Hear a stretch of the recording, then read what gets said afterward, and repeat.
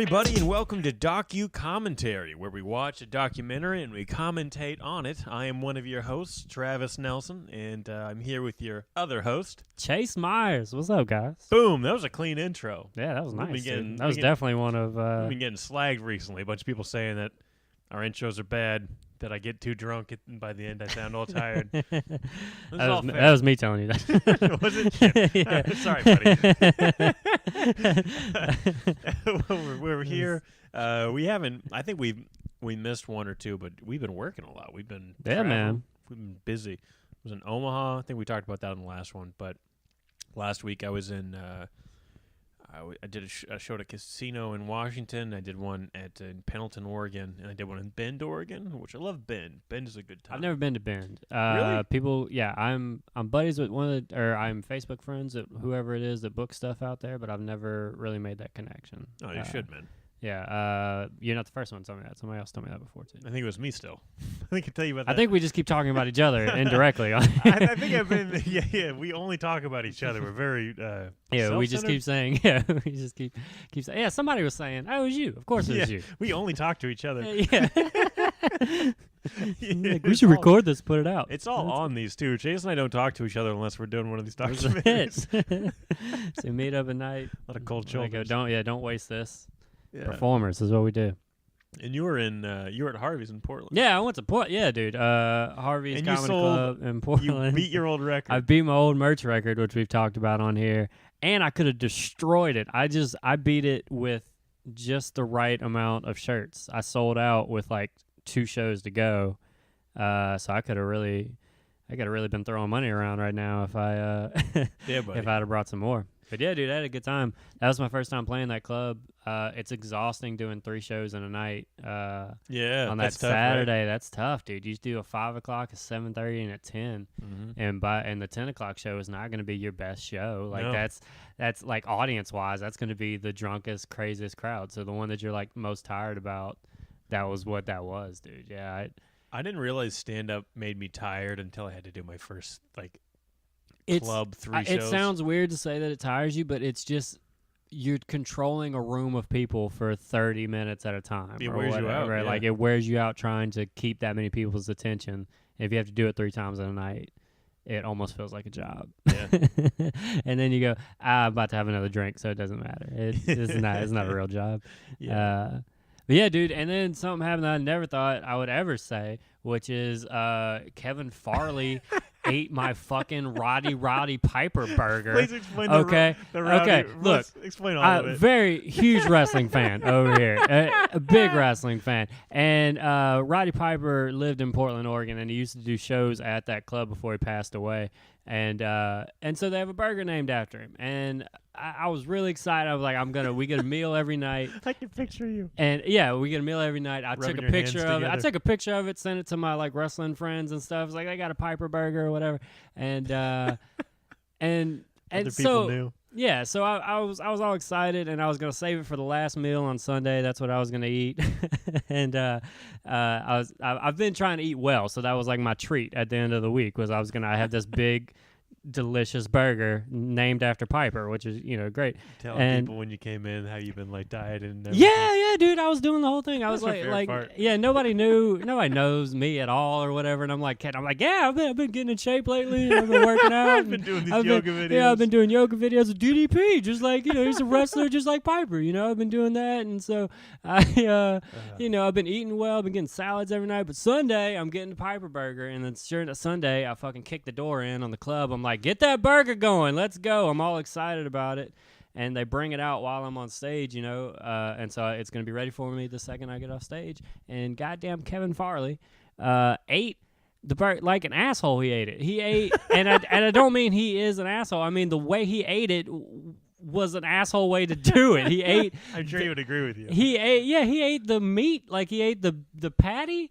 and then the bacon and then all the fries and just left the bun and then the all the lettuce and tomato and stuff, and there's a dirty napkin on top of it, and Yeah, I was so heartbroken and confused, and then I can imagine how confused you would I be was so too. confused because I was looking, and there was another like burger like over like in the green room, and I was like, well, maybe this is mine. I looked at it, and there was a chicken sandwich. I'm like, well, I didn't order a fucking chicken sandwich, and then it hit me like, oh, he just ate what was in front of him. He just they put my burger back here. He saw that first, and he just ate it. Just didn't care. Did you guys talk about it at all?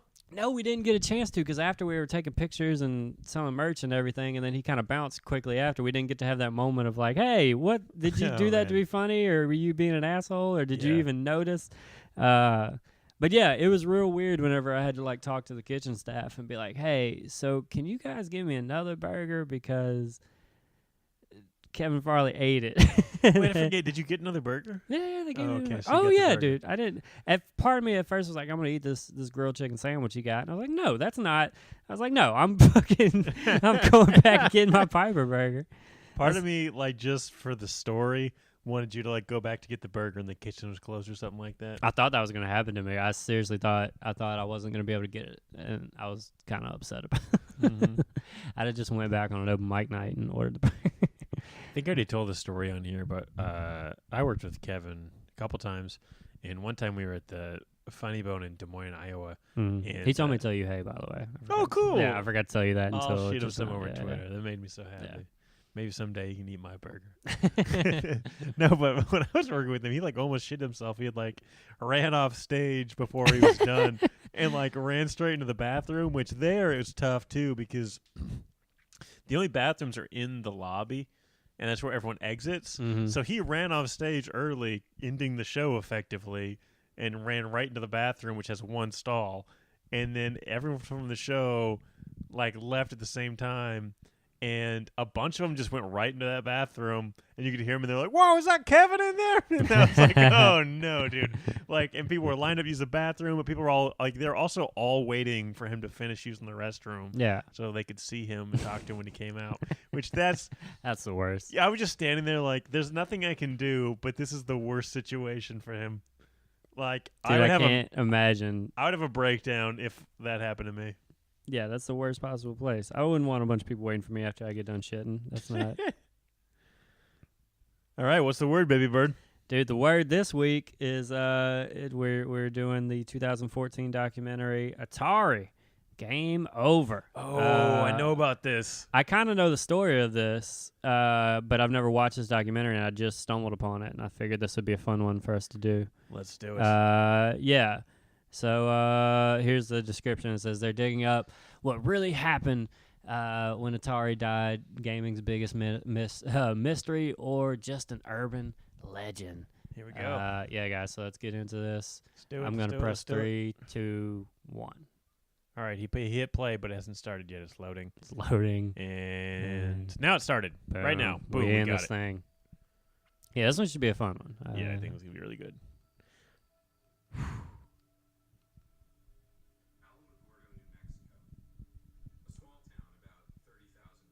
I love New Mexico. Never been there. They got green and red chilies there. They put them on everything. Oh, you've told me about Oh, this. it's my favorite Yeah. thing. Sadie's in New Mexico is great. White Sands National Park. Man, we jumped straight into Atomic Bomb. I wasn't ready for that conversation. What's that monkey doing? What's up, monkey? Oh, dude. I can never, like, remember if they brought the monkey back, but I have to feel like they didn't. I don't feel good about that monkey.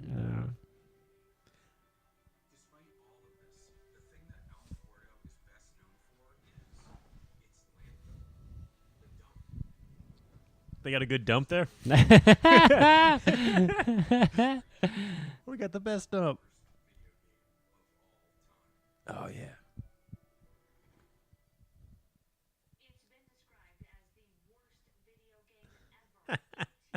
Nice. I can't wait to see it. I've heard a lot about this. I've actually listened to another podcast about this. So. Me too. Yeah. What podcast would you listen to? The Dollop. That was, was that it? Yeah, they did. Oh, that's where I heard this. Yeah.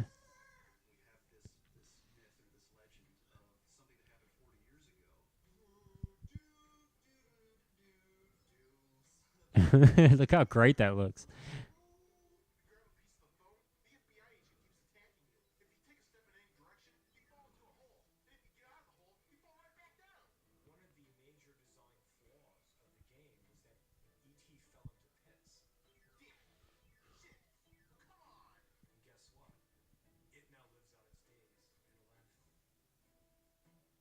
What? Oh yeah.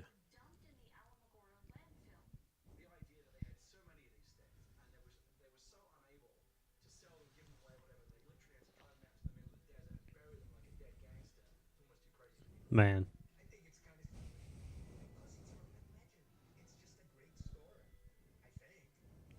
you don't know shit, bro. Like hey, you can see the drone shot. Yeah, I Of was shot. about to say the same thing. Like, I wonder what's getting this shot.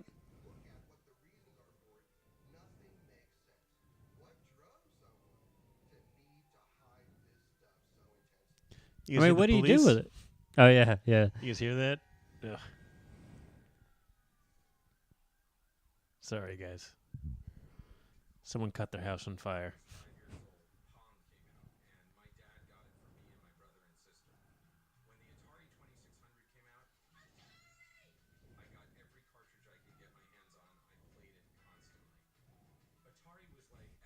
I had that reaction whenever I got a Sega Genesis. That was my big freak out. I got Sonic and stuff. Oh, that's good, man. I had like a Game Boy and a PlayStation.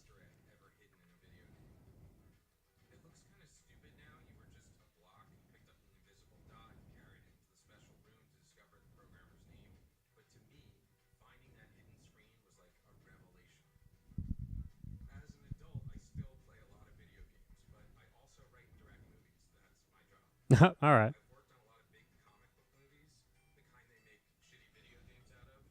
Nice.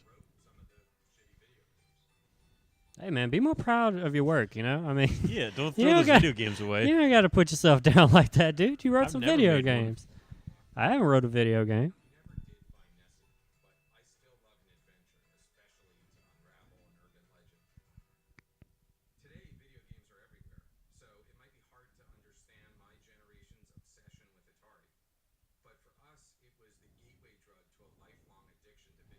No, I mean, that makes more sense. If you've Yeah. never seen one before, I can understand people getting addicted to it.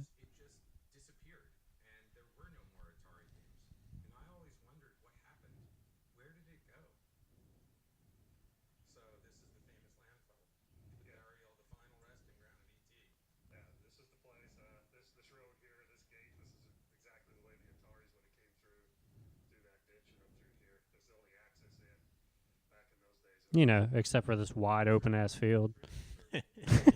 Like, look at that! Look at that fence. That gate ain't stopping anybody. Drive just right around it.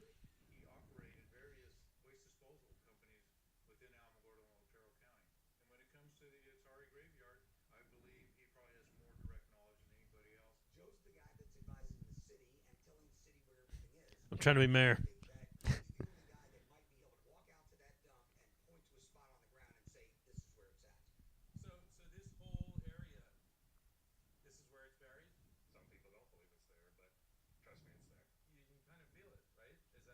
What? Yeah, it's just you, bro. You know how you can feel Atari games? You know, you can feel ET under your feet. You can kind of feel tingle in your dick. That's That's the Atari how you know, games. dig here. My dick's pointing down at it. Dig. It's like a divining rod for Atari games.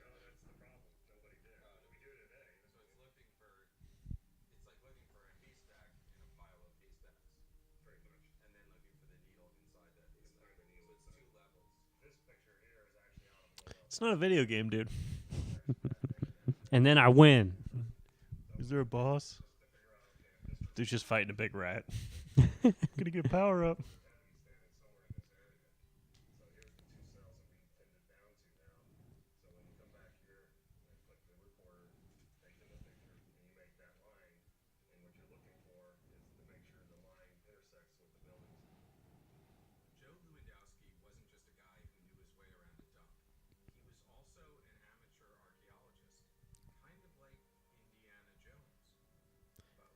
Oh, Indiana Jones was amateur?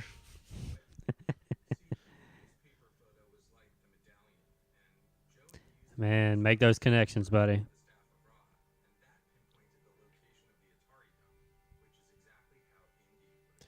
Thanks. I can only understand things through pop culture references.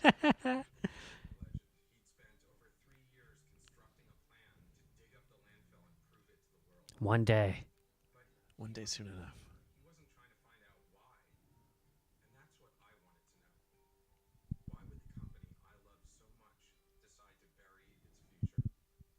Because it's the 80s, bro.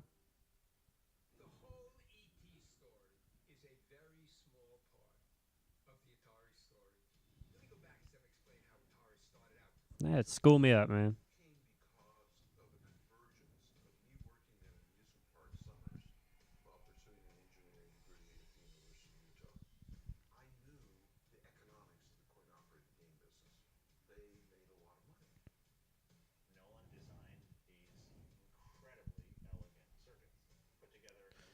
With his bad fingernails?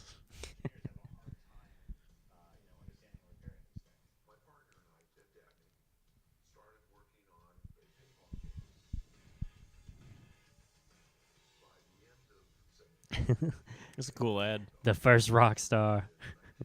Pong.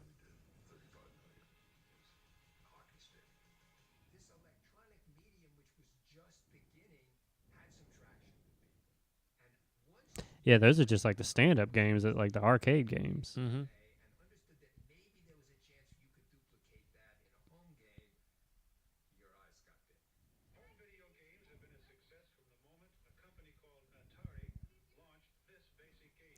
Man, why is this in black and white? What do you mean? Like, this is the 70s. I think they just like things in black and white a little bit. You know what I'm saying? Like, why? That made it seem so much older. But, like, there's definitely color television in the 70s. In 76, SNL was already on.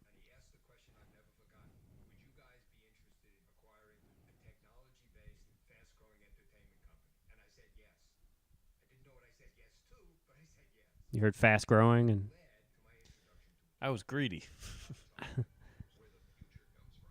oh man, don't sell yourself short.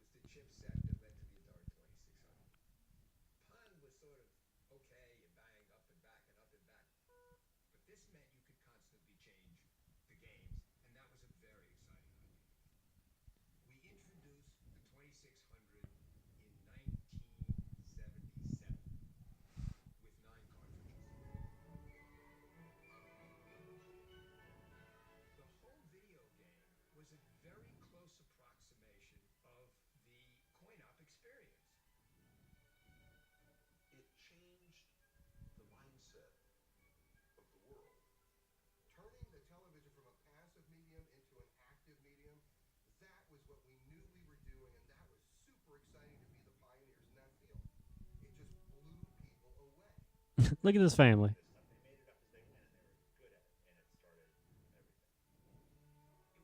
Look at how much fun this family's having. Look at that dad. He's so drunk.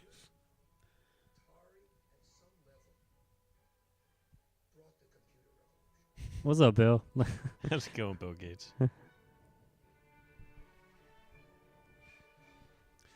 Man, I was just thinking about this. Bill Gates was a billionaire back when it was still cool to be a billionaire. Is it cool not like? Is it not cool to be a billionaire? I think it's not cool to be a billionaire anymore, man. People run around saying "eat the rich" and stuff. Oh yeah, yeah. But dude, good luck getting through all my billions to eat me. You know Oh what I'm yeah, saying? absolutely. Yeah. Gotta Like, eat all this money first. yeah.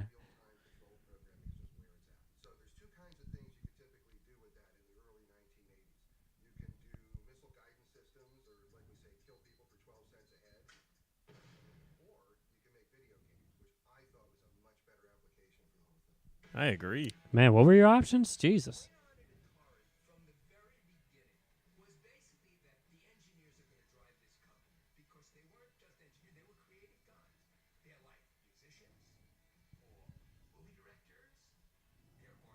Every one of these like tech startup stories, the dudes that's always think they're fucking rock stars.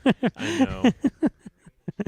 They still do, man. Yeah. I just did a show at a tech startup, and the owner came in wearing like UGG boots. Oh. It's just like a middle-aged dude wearing UGG boots, and I was like, "Oh, that's your Yeah. thing." Need some Uggs on them.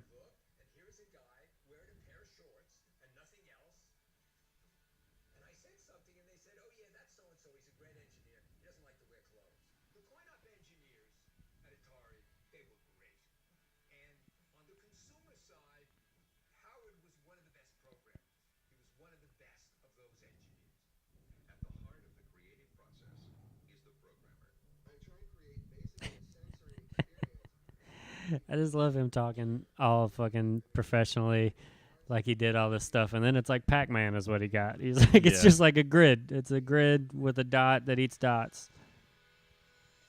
January 11th, 1981, I showed up for my first day of work as a game programmer at Atari. So do you remember the first day you showed up here? Nah. Absolutely. My first office mates were Todd Fry and Rob Zadivil. And I had an understanding that there was a lot of dope that was smoked at Atari when we were there. And so on my first day at work, I brought a joint because I didn't want to be, Yeah. I wanted to be a courteous guest. And so I showed By up. the way, this is a good lesson for our younger viewers. If people are doing drugs, bring your own so you fit in.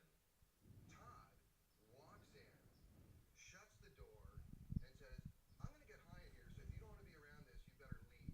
No, actually, here. I said, I brought a joint. And he sort of looked at me and went, I'm going to smoke some real stuff, okay? What? That was my introduction. That was my first. Oh yeah, you shit on your joint. Oh, for a second I thought he was gonna like. Then we smoked crack. That might have been what they meant. I don't know, dude. Wow.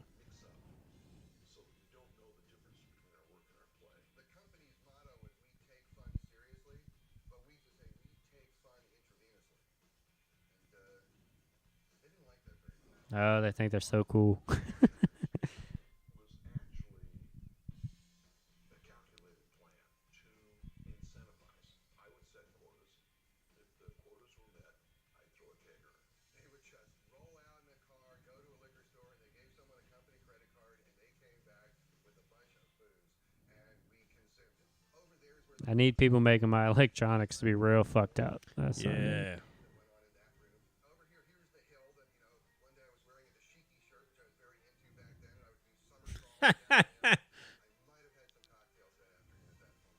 Did you know that you were entering this crazy party atmosphere that you'd be? He brought a joint on his first day of work. Yeah. I had no expectation that it could really exist. If I ever get another day job, I'm bringing a joint to whatever it is. I don't care. Oh yeah. I'm gonna walk into UPS, just fucking light it up. I heard you guys are loose in here. I might try to get a job just to do that joke in real life. Just doesn't matter. I can just. I might just start trying to get jobs for the fuck of it, just just to mess with people Just for do 2 it, man. Get a bunch of jobs for a week. Yeah, just for 2 days, fuck around. And life in general could be. And I never let go of the thought that my life could still be this or better. I just didn't know how to do it. Hey, it's really intense for me to come back here. This is the first time I've been back here in 30 years. You know. And last time you're in a dashiki rolling down hills, so. I was introduced to what life could be for me. What a working life could be, what real creative satisfaction could be, what doing something really meaningful could be. Those are all things that come back to me in this moment. It's just very intense. So what really happened back in 1983? I'm actually gonna get high over here. Heard the rumors, but Atari denied the dump ever took place. And eventually people forgot about it. But with the growth of the internet and all of its best and worst lists, ET and its burial went from small town gossip to full-blown urban legend. By the mid-90s, videos began to appear online that seemed to suggest that anyone with a shovel could go out in the desert and dig up the buried people. That's what I thought too, but it wasn't close to that easy. Joe had spent years researching the burial. If his information was correct, I don't understand like why they care they were covered with concrete. about getting the games Unless back out. I'm making a movie about it, I wouldn't care. It's funny that like they dumped them, and it's cool they know where they dumped them. But I mean, what are you gonna do with them when you dig them up? I guess sell them. I think just to, well, maybe that, yeah, I'm sure they'll make a bunch of money, but also just to be like, yeah, see, it's real. Like, that's what I'm saying. If I was making the movie, I would be interested. But this other dude that was just independently doing research on it for all these years and trying to figure out where it is, that's kind of weird. Right, He was just doing it for the love of the game, dude, and that's, man. People got love for all kinds of games. I know, dude. And fine planing large areas? So we conceivably might need that for this, right? No. I mean, but you could bring it out before, right? I mean, you might want to park it there so it's ready. No, not really. No, I'm fine. Yeah, it's not. I am concerned that Joe's moving kind of quick, and we do need to throw some brakes. Again, I'm a mayoral a candidate for mayor. Environmentalists maybe within the community, and the concern is that Alamogordo also may have something else buried in the landfill that may be hazardous, and we may not know exactly where this location is. Nobody really and truly has dead honest records as to where everything is buried out there, and we're talking potential mercury-laced pigs, malathion, possibly DDT. Man, go back to Mercury- that pig thing. Mercury laced pigs? Go back to that pig thing, bruh. Whoa. Don't just skim over Let's mercury watch that documentary. laced pig. Yeah. Y'all burying pigs.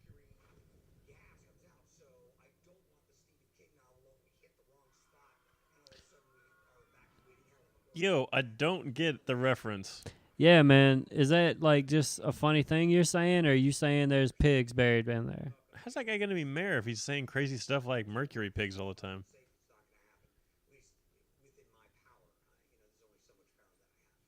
Because you're not a mayor. Because I don't actually have power yet. So for my first game, they wanted me to do a coin-op conversion. Although I had only been there for about a week, I went to my manager. I said, "You know something?" I said, "This game, Star Castle on the 2600, is just going to suck. I know it's going to suck." And I said, "But I think I can take some of the key things that I think make it a fun game and rework it so that it would work on the 2600." And so they said, "Okay, go ahead, do what you want to do." So how did you learn how to program a game? I just read the manual and started writing the game. What? No one had ever done like a backstory for a game before. And I thought, this is my first game. I want to be involved in every part of it. I want to make it the best thing it could possibly be. Hell yeah, dude. I wrote this like 7-8 page story. I stayed up all night just writing this story, knocked it out. And it was a science fiction story about flies that get on the first interstellar spaceships and mutate, evolve, and take over the solar system. All right, bruh. They're under attack by this other monster and stuff. So that's a short version of the story. So I thought, well, I need to name it. So what I did was I named it. That's smart. If your graphics are trash, you got to make up a good story. Right, so I've got his name keyed into the title, and I thought revenge, great action word, so that's compelling. And so that's how it became Yar's Revenge. I don't know about that game. Me neither.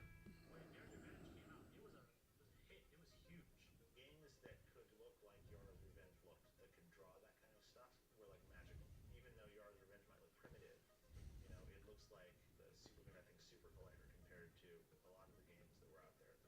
remember the first time I put the cartridge in, I was like, what is this? It really is a very innovative shooter of that era. Man. I would love to have been blown away by graphics like that. I know, right? I would just love to feel anything. Right? I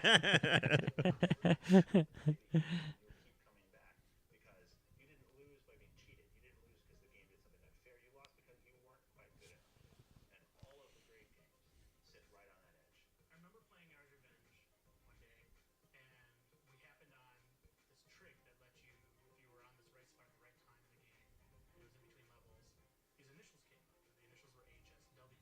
To us, it was some weird mystery, like we hadn't figured out what HSW meant. And finally, in one of the game magazines, they published what HSW meant. Turns out HSW means Howard Scott Warshaw, the guy who made the game. Yar's Revenge was the first game. All right, Howard. Putting in a little glitch for yourself? Did you ever read Ready Player One? No. I say you have it, don't you? I think Yeah. I've seen it over there. Yeah.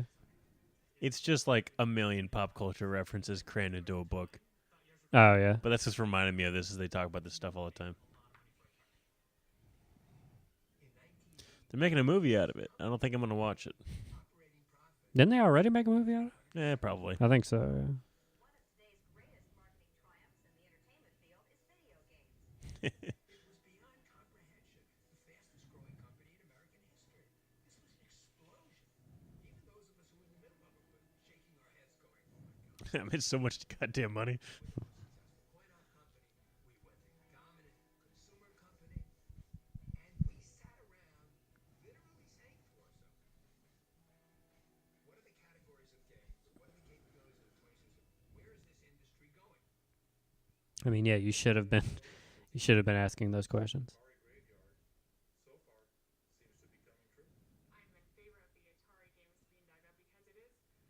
How many mayors does this town have? I believe that Joe just thinks it'd be an outstanding. Because he's the mayor. Well, that's the past mayor. Oh, past mayor. Yeah. I think it said like 2012 to 2013 or something like that. Oh, I understand. The city has given its okay, and now the state has given them approval. Film crews will be in Alamogordo. The documentary film group will start probing the dump for their strange buried treasure at 9:30 a.m. Everybody come out.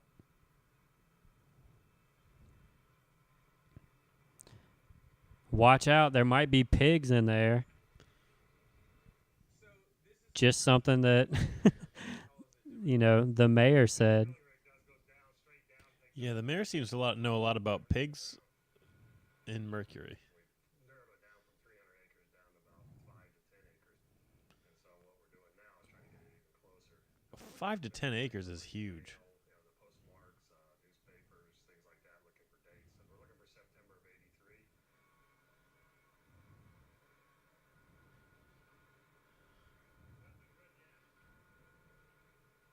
Don't you think people are going to be disappointed if we dig it up and we don't actually find the ET games? I mean, wouldn't that be... That'd be very disappointing for all of us, all the work, 3 years of work put into this. So what do we do then? You're just going to dig up the whole landfill or something? No, we can't. The environment department will not allow that to happen. You're saying that there's a possibility that this could turn out to be a giant waste of time. I think I said it before. I'll bet the car. I won't bet the house.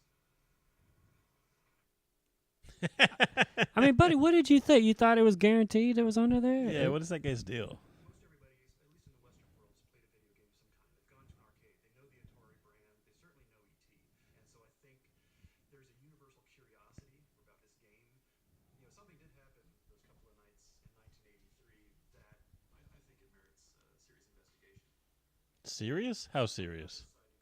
I'm very much interested in the impact that a particular game or industry has made within a cultural and social context. What's striking about the Atari ET game in the Alamogordo landfill is that they're there and not in museums. I think this is what excites many people who keep this narrative alive, is they want to get these items. They want visible proof. They want some kind of tangible evidence that that dump did take place. I still don't get why. Professionally making games since about '94, but more than that, I'm somebody who's been chiefly doing a lot of historical work with video games, trying to preserve video games and get people to understand that video games are more like art. And so I've been doing a lot of video game preservation and education. I always thought one day I'm going to go over there and I'm going to see finally once and for all, like where it's buried. I almost don't even really need to know what's in it. That I almost want to keep that mystery alive. To me, under that landfill is actually the burial site of an entire industry. Because what affected Atari at the time affected everyone. And everything that I thought was going to go on forever stopped. And it stopped almost at that same moment. Whatever's there was buried. So for me, I want to find Nice shirt. what is there. It's like opening the Ark of the Covenant. You know that dude's got like 30 of those shirts. Right. I have told my wife that I will be going to New Mexico. I wonder if he lets his kids play in his video game room. I bet not at all. I bet they've never been allowed down there. Yeah. Sorry, kids. Dad's got to go chase after a weird thing.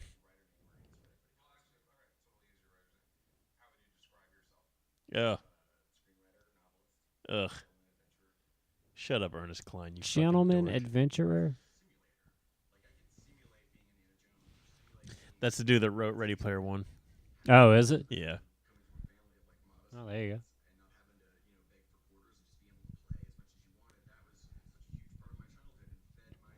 It bothers me a little. It's not a bad book, but it's not like a great book.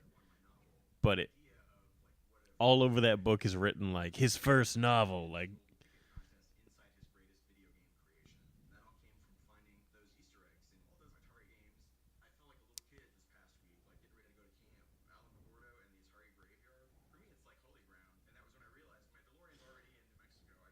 yeah, this guy's a super douche.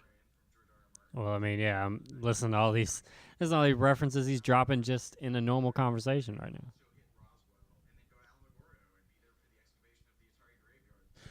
I'm sorry, a bunch of people are gonna disagree with me on this. About the book. Yeah, or just Ernest Cline in general. I'm a bit of a misanthropist, everybody. So you'll have to excuse me while I. Nobody's reading that's listening to this, man. Yeah, you're probably right.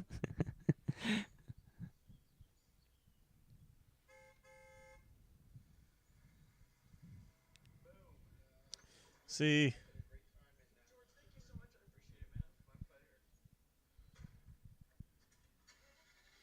you guys see my DeLorean? Did you see that I drive a DeLorean? Did you see the license plate's a reference to the book that I wrote where also I drive a DeLorean because of the movie Back to the Future? Like that, it's exhausting to me. Yeah. It's Oh, exhausting that people live their lives like that. very much so. There's a dude in Baton Rouge, Louisiana, where I'm from, that has a DeLorean, and he tricked it out to look like on Back to the Future. Like Ugh. he's got all like the Can you attachments can you to it imagine- and stuff. Yeah. Can you imagine like putting money and time into that? Like, he's like the dude that has that DeLorean is like he's got some kind of media company or something like that, and that a buddy of mine there's a lot of stuff I'm throwing at you. Buddy of mine's a rapper. He was shooting a music video. I was at the music video shooting. The DeLorean owner was the dude directing it and stuff. And I was wearing my Back to the Future shirt, which I've talked about wearing that shirt at other places. And he was like, "Yeah, man. Every time I see that shirt, I just think like, oh, that's just my car." And I was like, "Yeah, that's just on you, buddy. You're the only one that's thinking about that. yeah, Like, because you bought the car from because you bought the car from this movie. It's not you don't now own it."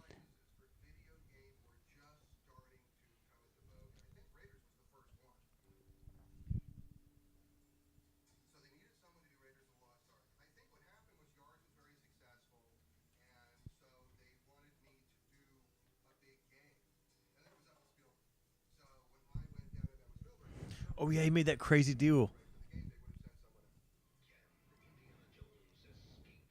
Yeah, I think that's why that game was so shitty or something like that, because they didn't have a lot of time to work on it or something.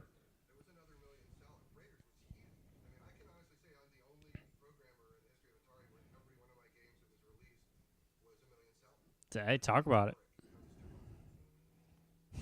One of the greatest of all time when I'm talking about me.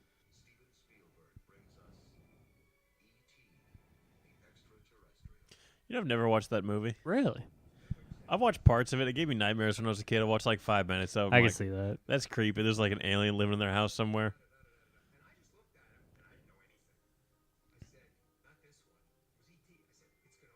And they just never went back and watched it. I was like, yeah, phone home. I get it. I get it. I know kind it. of get it. Reese's Pieces, I get it. Yeah. Drew Barrymore. All right. I don't need to see it.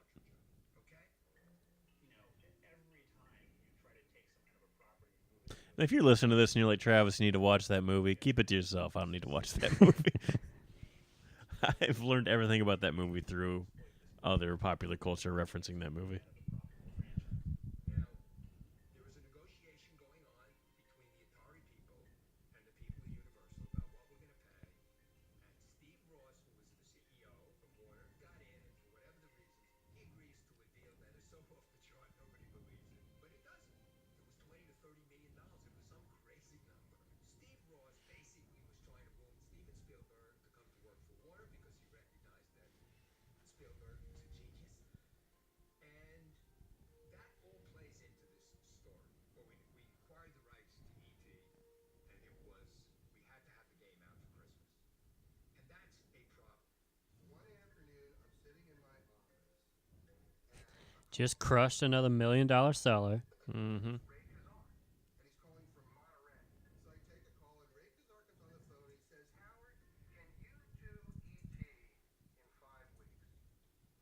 And I said, yes, I can. He goes, okay, in 2 days, I want you to be at San Jose Executive Airport. There'll be a Learjet waiting for you.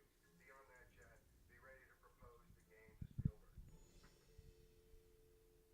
During that meeting, when I flew down on the Learjet to go meet Spielberg, and What kind of jet was it? even though I only had 5 weeks, Mention it again. so I proposed a 3D world that the game was going to take place on, and the huge scope of what I was trying to achieve. It walks that line between really trying to make something happen and venturing into the impossible and walking off a cliff.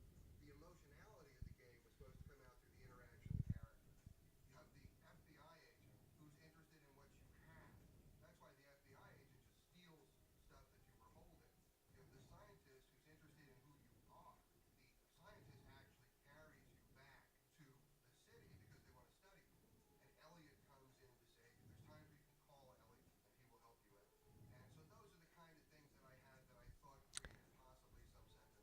A little confusing. You know, couldn't you do something more like Pac-Man? No, Steven, we need to do a game that's fresh. We need to do something that's really worthy of its. Well, you knocked it out of the park. Couldn't you just have E.T. eating Reese's Pieces, man? Subject to the constraint of easy learnability. My job is to produce a cartridge that is going to sell for Atari. Million cells, bro. Selling it. That dude was riding high right there. Oh, yeah. No, nobody can do a game in 5 weeks. Like most people in the department. But Howard can. I don't think that way. That's right. Yeah, I can do that. The word hubris comes to mind. I mean, whatever it is I might have been full of, I was overflowing with. 5 weeks? Because if the game can't make the Christmas market, the game is a total waste. They're going to miss their window. So that was the big thing. It was the $22 million bet that you could turn the game into It's just so funny because you know he failed. Yeah, he really failed, too. This whole documentary is about how hard he failed. Yeah. It's a $22 million bet on What are you your bragging boy. about, dude? And then, yeah, I know he really tried to sell up his legacy before. Learjet.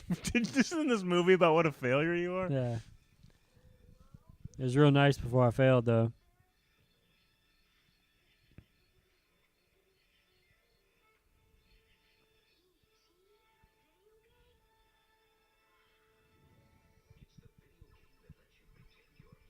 Okay, so the game's done, and one of the conditions I asked for was that Steven Spielberg is the one who approves the final game. So Steven Spielberg played the final game and approved it for release.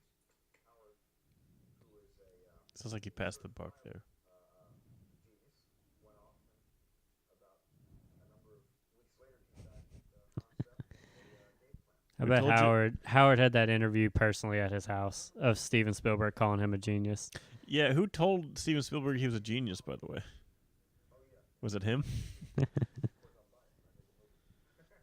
Spielberg thought it was okay, so I thought, all right, I'm good with that. I mean, what's he know about video games at that Yeah. point?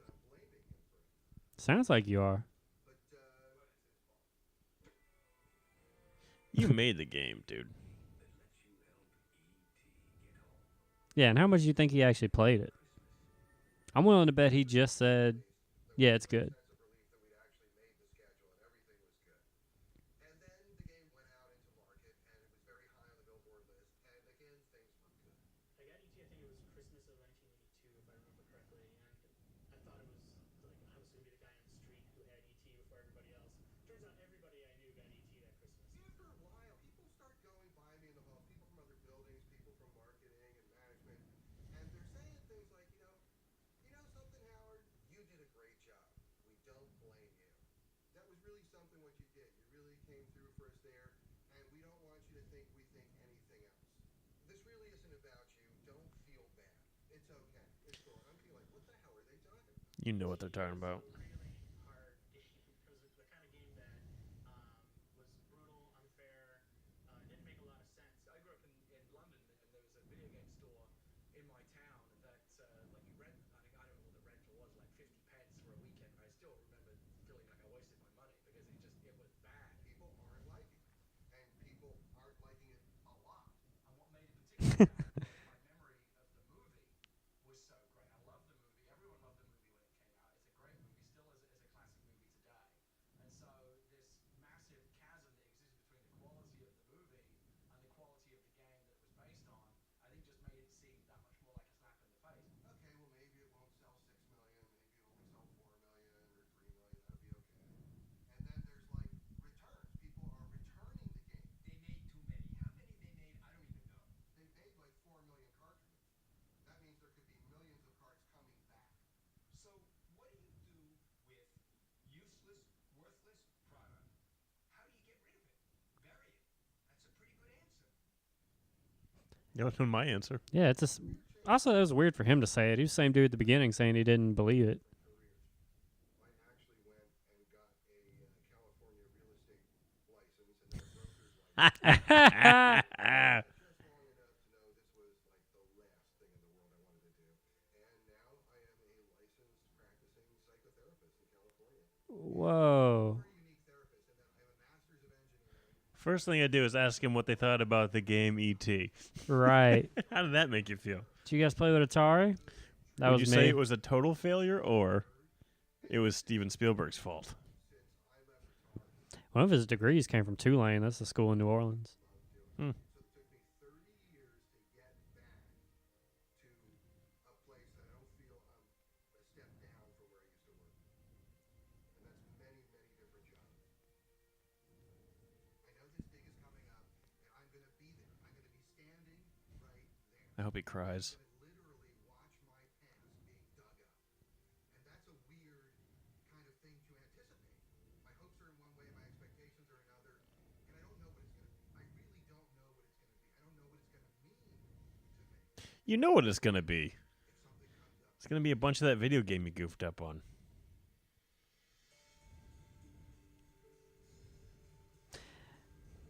Man, he didn't really like.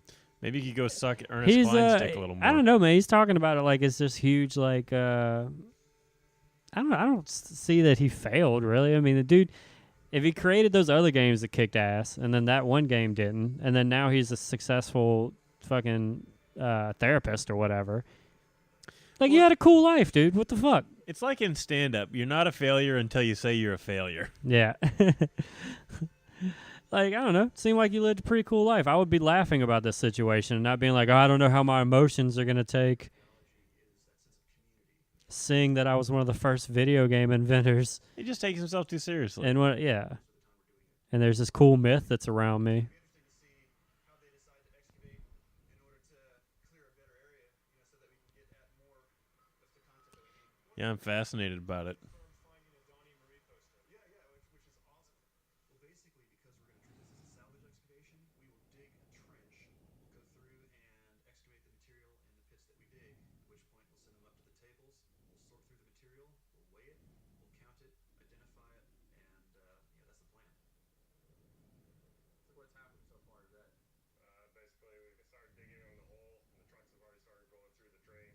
So just so people understand, and probably right now I'm cutting to an awesome diagram of this. There's like 20 feet of garbage that's on the top of wherever the games are buried. Garbage and dirt. Sorry, garbage and dirt. In the diagram, it's going to be pretty clear. And so that all has to be taken away. Man, those guys do not like him. No, because he's very unlikable. And he keeps talking to them, but not seriously talking to them. You seem pretty nervous. Are you? Verified. Okay. I gotta be honest. Yeah, he's one of those dudes who thinks he's funny, but he's not really. Yeah. And it really puts people on edge. Yeah, he's throwing bits at him too much. Yeah.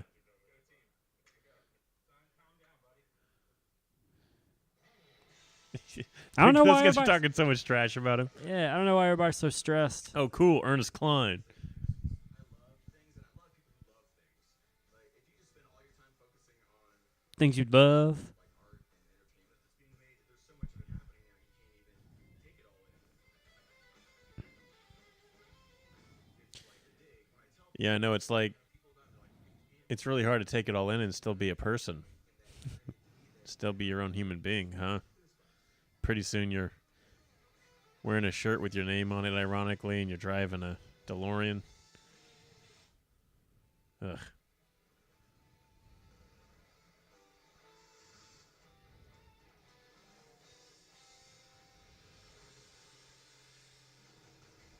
Dude. I didn't realize how much I didn't like Ernest Cline until I started watching this. Like, God, I hate this dude. Did you know what he looked like and stuff before? Like, yeah, did you? yeah, Okay. yeah. I knew about him. And I just heard a bunch of people I saw a bunch of people on Twitter talking trash about him. And I was like, well, that seems mean. But I've been watching this, and I'm like, oh, my God, they're right.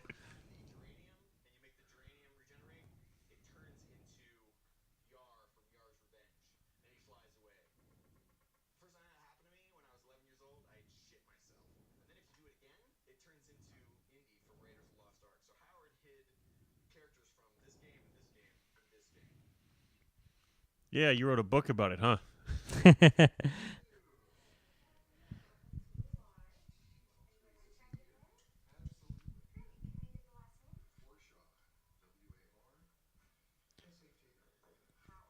You may know me from Yar's Revenge. Yep, I was going there.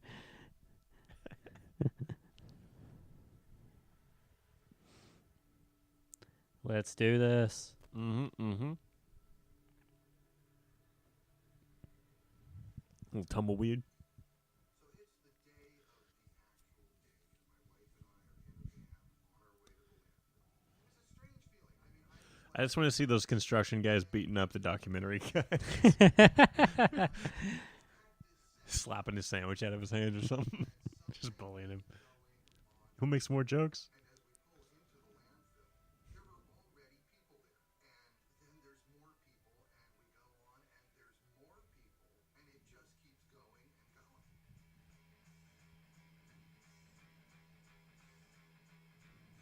This sort of felt like a religious pilgrimage to me. Called up some friends, said, "Hey, can we get down there?" Hey, you guys know how we're in New Mexico? You want to go do something? We should do some stuff. There's something to do today. Wear your Atari shirt and watch them dig a hole. Weird, monumental, video game-based events that only comes around once a century. This is our generation's urban legend. Billions of cartridges out the desert. Growing up, you always read little rumors about it. And I grew up playing an Atari, which my babysitters had given me, and I actually had the What? my friend and I, Your babysitters gave it to you? on the weekends driving around trying to figure out where would these Atari games be buried. It was the fun of the legend, just like looking for the largest monster. Got a lot of fun stories about my babysitters.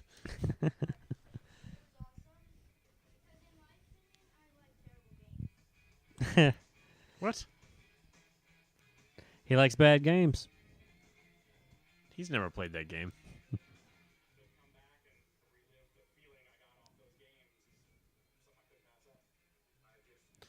Finally do this Space Invaders hat justice.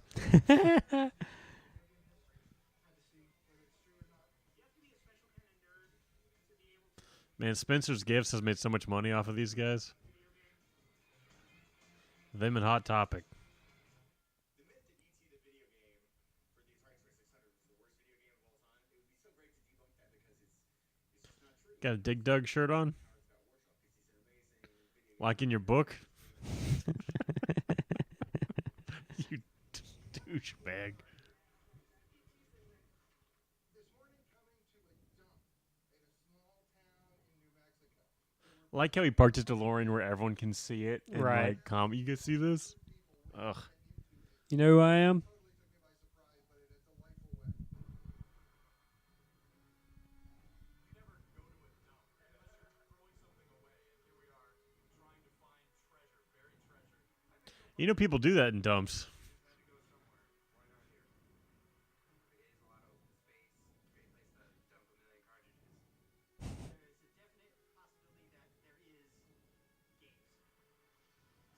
Yeah, we know. They made a documentary about Yeah, it. we know there's a possibility, buddy. We So you guys know why we're here?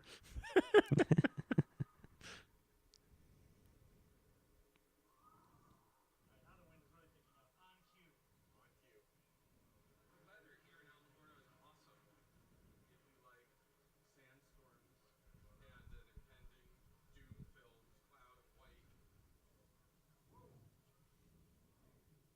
sandstorms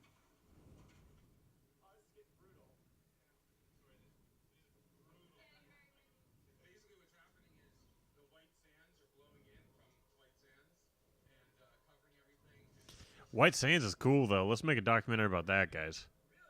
I love White Sands, New Mexico. To think that we're in the middle of a sandstorm, really, this is what's going on. And for me, it was almost like the big sandstorm right at the opening of Close Encounters. The people wearing the goggles. Everybody's like gather around as they For me, it was like a reference to a movie I saw. You know, like everything. Tony Johnson from Denver, Colorado, ran up to me in my DeLorean. He's like, I found something. And Tony was going to go down in history because he found the first evidence of Atari hardware. Whoa, that's Right there, right there it is, my man. ladies and gentlemen, we have an announcement. So, Tony, tell us what you just found. An Atari 2600 joystick top. keep digging, boys. Walking to the bathroom. Surface find. Yeah, like we know what a surface find is, right? What's surface find? Also, that dude probably just pulled it out of his pocket and was like, "Look what I found over by the bathroom, guys." I just thought it'd be cool.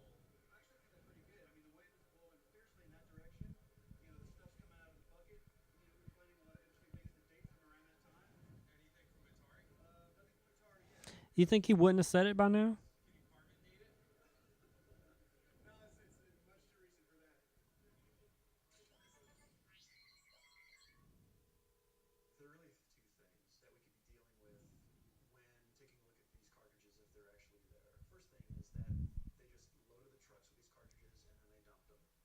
I feel like I didn't need there to be a buildup of them trying to find them because I know they found them. They've just been in there for, since 1983. Trash bags, straws, beer cans, wood. Like, he wouldn't have made this documentary if he didn't find them. No.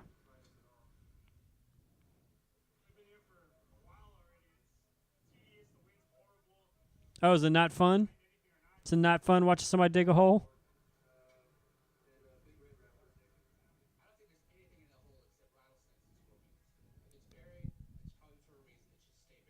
Whoa. Who said Show that? up and be all negative, huh? I think he's just mad I got sand in his butt crack. Yeah. Thinking that something was really messed up until late '83. I'm having a sugar crash. I say we call this whole thing off. comes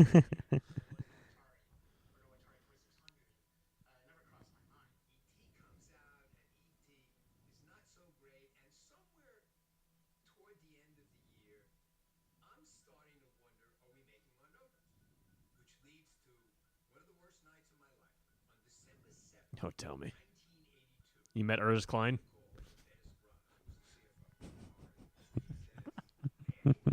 Nothing on that, right? My bad. Warner Communications said today that its once booming Atari business lost another $180 million in the third quarter. Oh, no.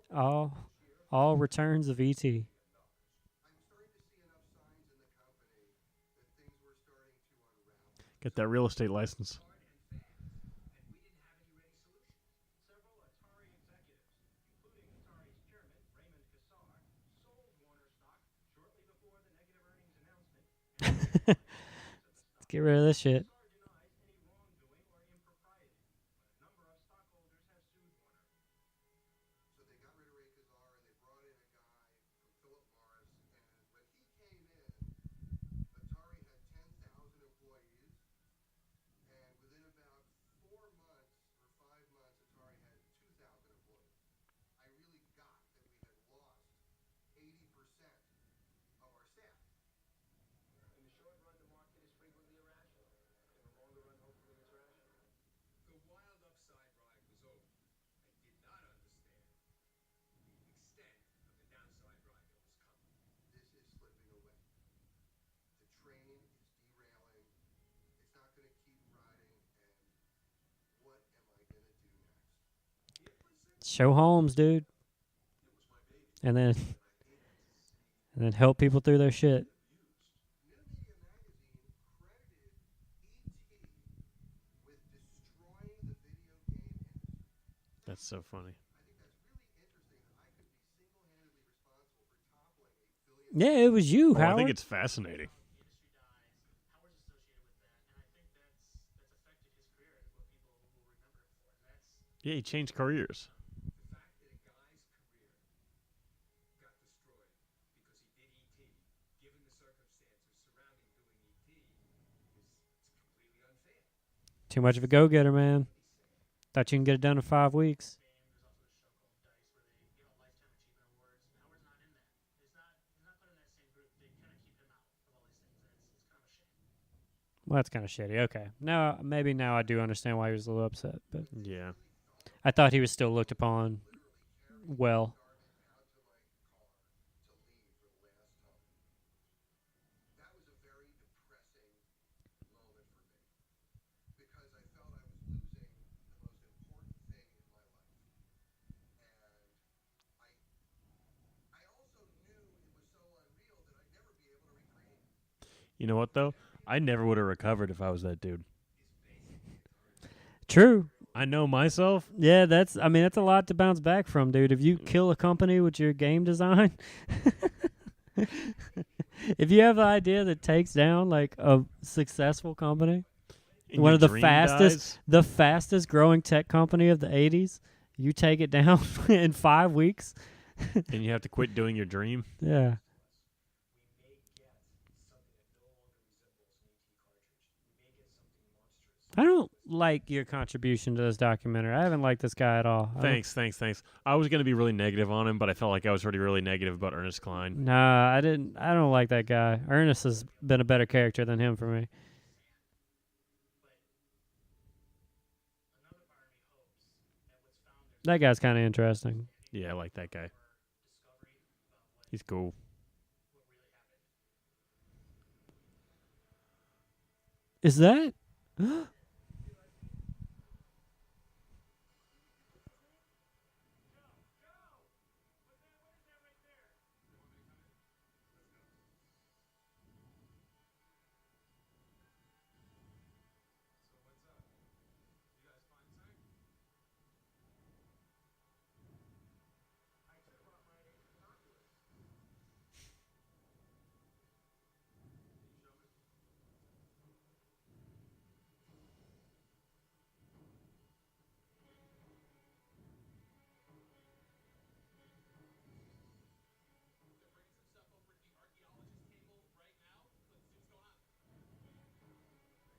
Everybody over to the table.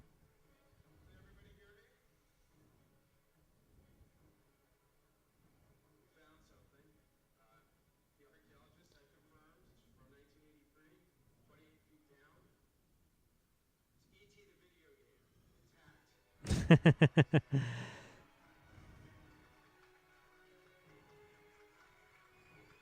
All right, let's go home, everybody. We did it. That's funny. The game looks good.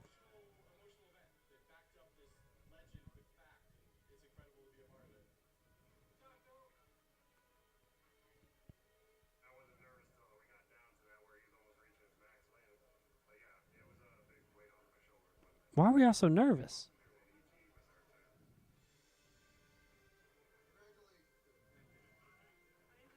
Probably because it cost him a bunch of money to do this. Yeah, I guess that's it.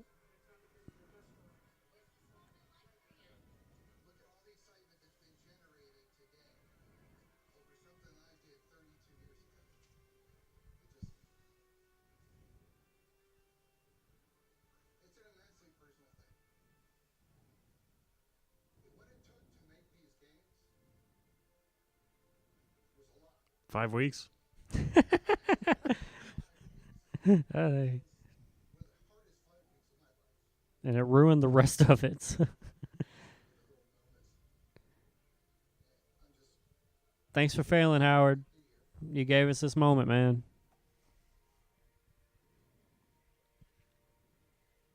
Look at your work. Buried in the dirt. Couldn't have made fun of this documentary without you, buddy. Ever since then, I would talk to people and they would talk about ET. I'm like, "Well, have you ever played the game?" And it would come out that they didn't. They would just kind of continue this myth of the game being really horrible. It is a good game.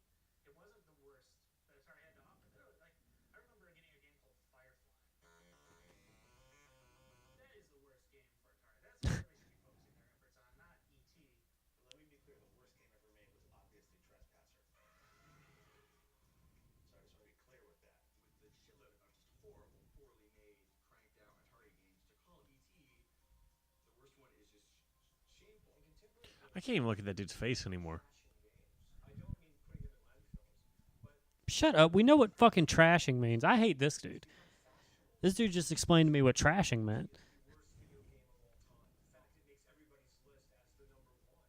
And I'm going to go on a complete limb here and say I think I don't like this guy because his haircut is the same as my haircut was when I was like 15. Yeah, that's a problem. the situation that Howard had to live in to program that game, it really is an astonishing masterwork. He made an amazing fucking game that's a whole self-contained world in 5 weeks. That's even more impressive. I don't know any human being who could have turned E.T.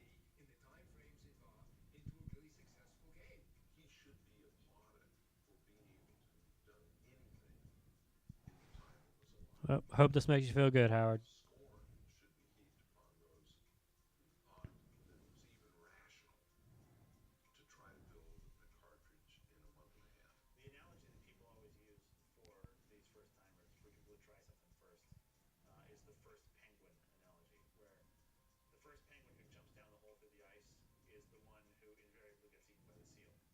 if there wasn't a first penguin, then the penguins would be going out through the ice. So, sucks to be the first penguin, but somebody's got to do it. Thanks for getting eaten, Howard. So it turned out Yeah, buddy. Lewandowski had been right all along. The games were buried, almost Jesus. where he had predicted, and no mercury-filled pigs popped up out of the ground. Yeah, why do we Why do think you that? keep talking about that? The legend of the burial was true. What about the legend of these mercury pigs? When the archaeologists cataloged all the games, there were a bunch of ET cartridges, but nowhere near the millions that were such a big part of the legend. In fact, ET made up about 10% of the total games found. The rest included some of the best games ever made. Wow, that's funny. Defenders, Speed, and Yar's Revenge. There was even one copy of Adventure, which I snagged. The burial wasn't a cover-up or done out of shame. It was a warehouse dump done by a company in financial distress. At the time, the Alamogordo landfill was just the most practical solution. E.T. wasn't buried because it was the worst game ever. People called it the worst game ever, Atari was buried because the company went out of business. and as a result, it got blamed for destroying an entire industry. The game and its creator had taken the rap for a crime they didn't commit. The notion that E.T. caused the demise of Atari is simply stupid. It's just stupid. I don't know. I heard millions of returns earlier. Suicide. It was not homicide. And it wasn't the ET cartridge. It was a concomitant effect of a lot of missteps in technology, in deployment, in marketing. So people say E.T. destroyed the video game industry. I'm sure I've heard that before, but it's just really funny. No. The behavior pattern that created the conditions for the E.T. failure is what destroyed the video game industry. The cause of the It's not as fun to say. Atari trying to Yeah, I like it better when just E.T. killed Atari. 10 million Atari It's nice and simple. I'm gonna tell people that after this. Still, Yeah, even still. you guys know E.T. killed Atari? Yeah, they I've buried learned nothing millions. from this. They buried millions of just that game in the desert. Yeah, because it failed. It was a failure. Yeah, it was just that game. Yeah, this guy Howard made it. a simple answer that is clear and precise. You know, Ernest Cline drives around. That'll be my next thing I say.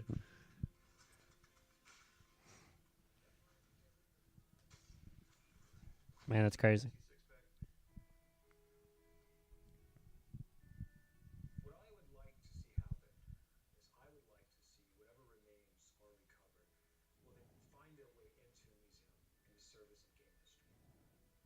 Well, you know, Yeah, I'm sure that's what's going to happen, dude. the games and what have you, I mean, of course. by virtue of the fact they're in our landfill, we might be able to sell them on eBay. So if That's a good mare right there. be buried, would you be prepared to let it be buried? It's got the good mare ears, I think.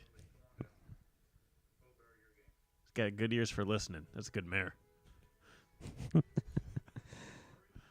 was the first great consumer company to come out of Silicon Valley. It was exciting. It was different. It was the first engagement that a generation had with computers. So a generation grew up being introduced to the computer age by Atari games. We brought a whole massive new entertainment medium into public consciousness. So for a whole generation, we are the definition of the video game era.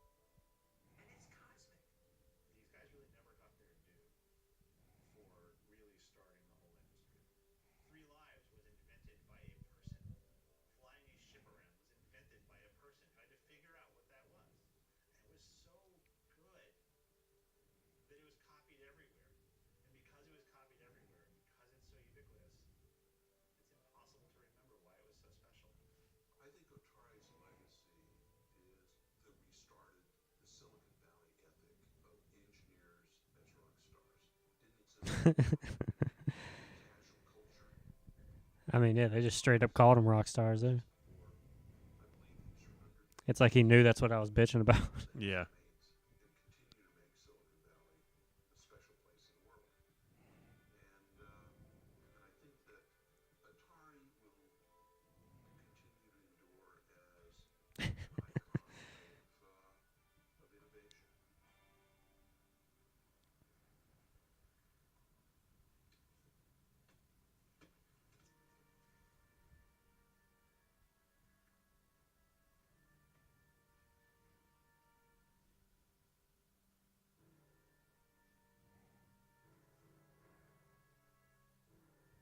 Oh, like from that movie? Yeah.